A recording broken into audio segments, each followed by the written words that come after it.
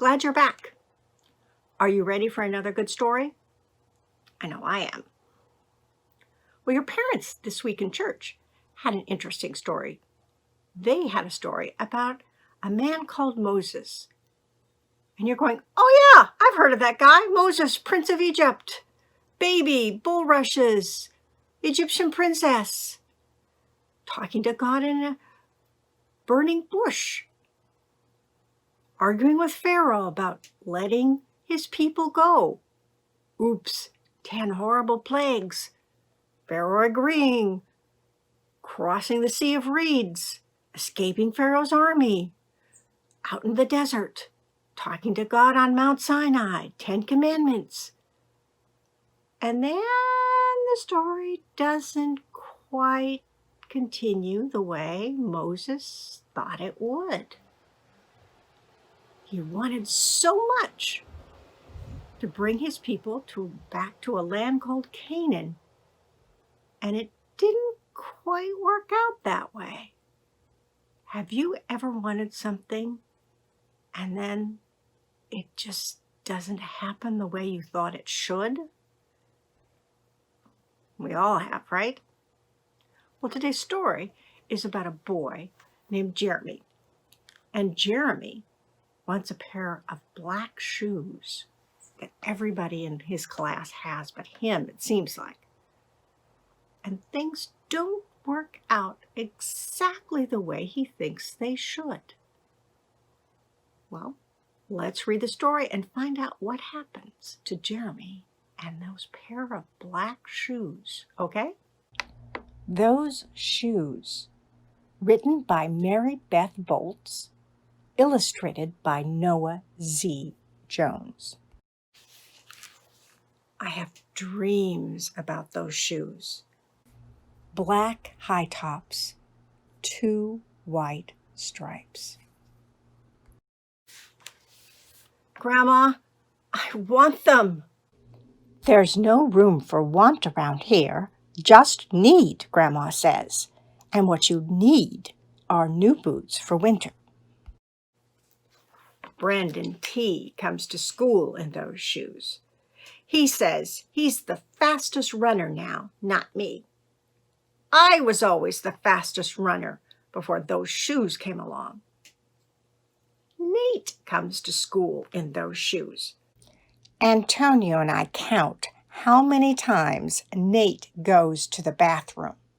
7 times in one day, just so he can walk up and down the hall real slow. Next, Alan Jacoby and Terrence each get a pair. Then, one day, in the middle of kickball, one of my shoes comes apart.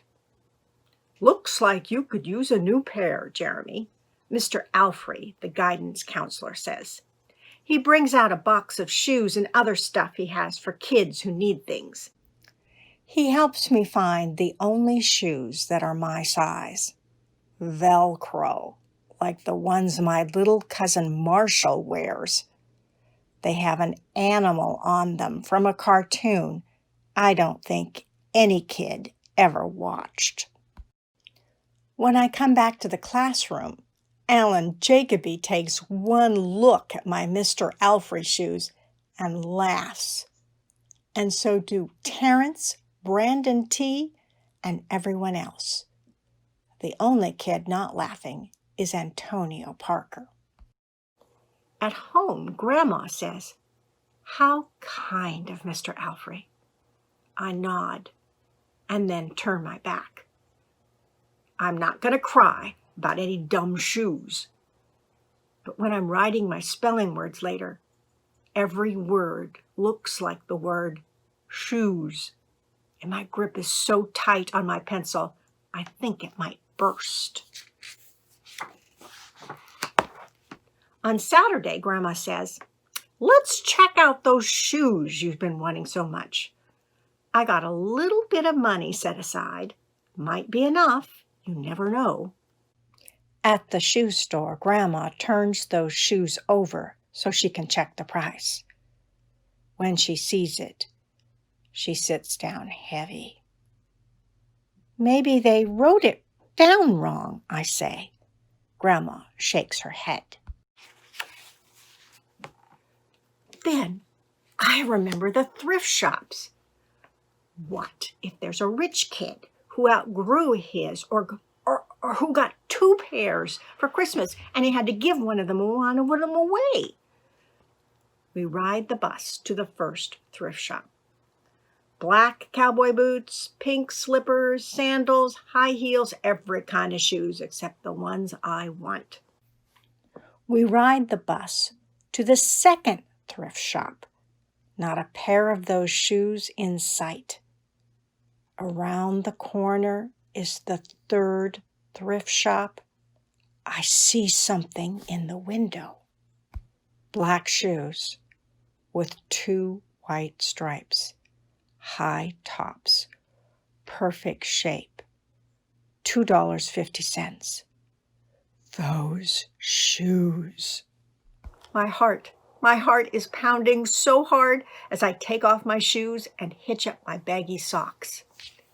How exciting, Grandma says. What size are they? I shove my foot into the first shoe, curling my toes to get my heel in. I don't know, but I think they fit.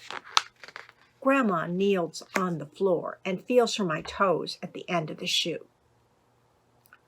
Oh, Jeremy, she says, I can't spend good money on shoes that don't fit.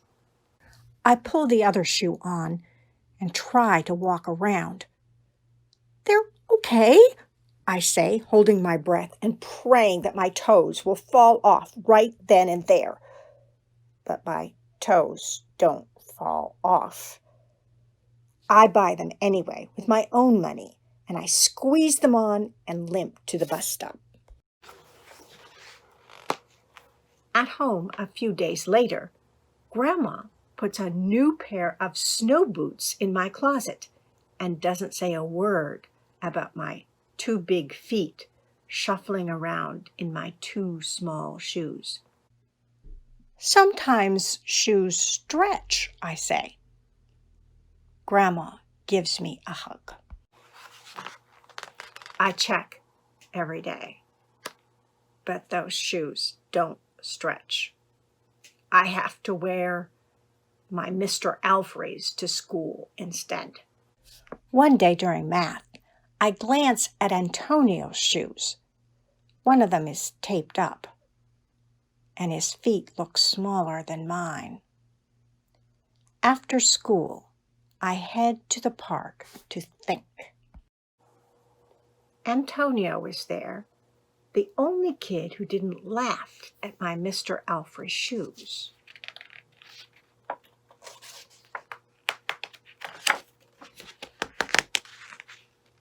We shoot baskets.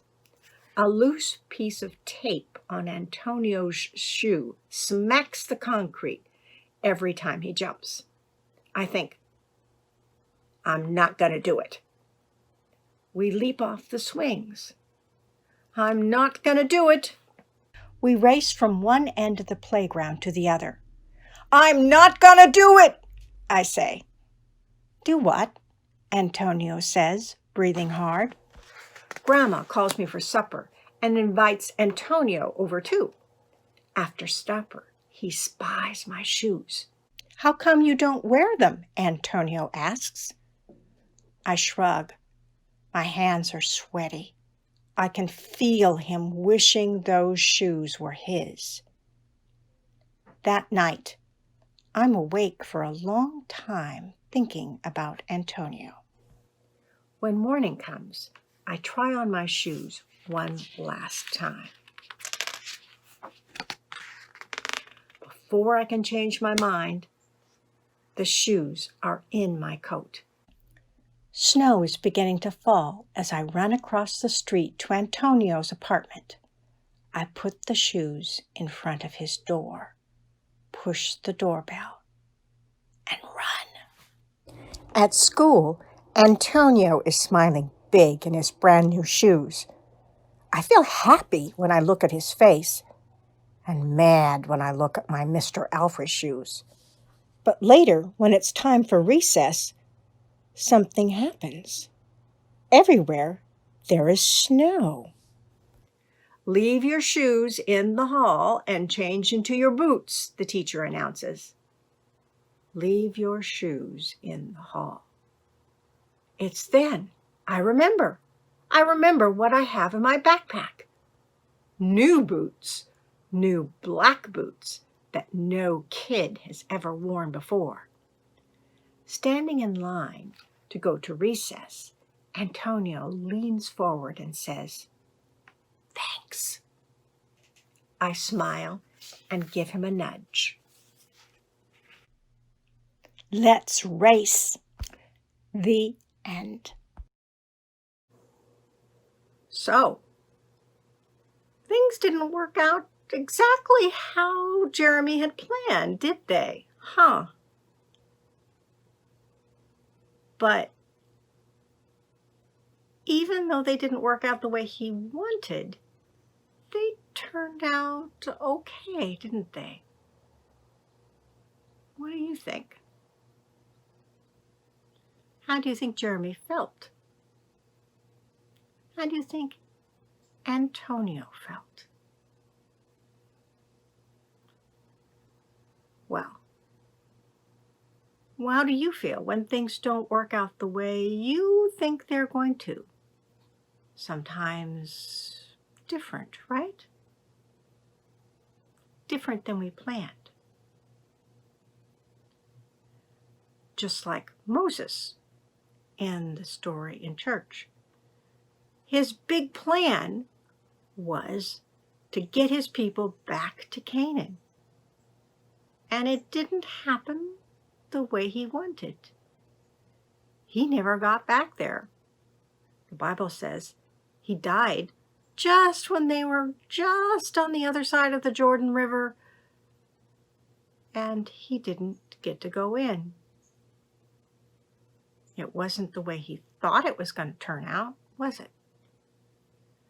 But he did do something great, didn't he? He managed to bring his people all that way. Just like us. Sometimes we have big plans and they don't turn out the way we thought. What do you think?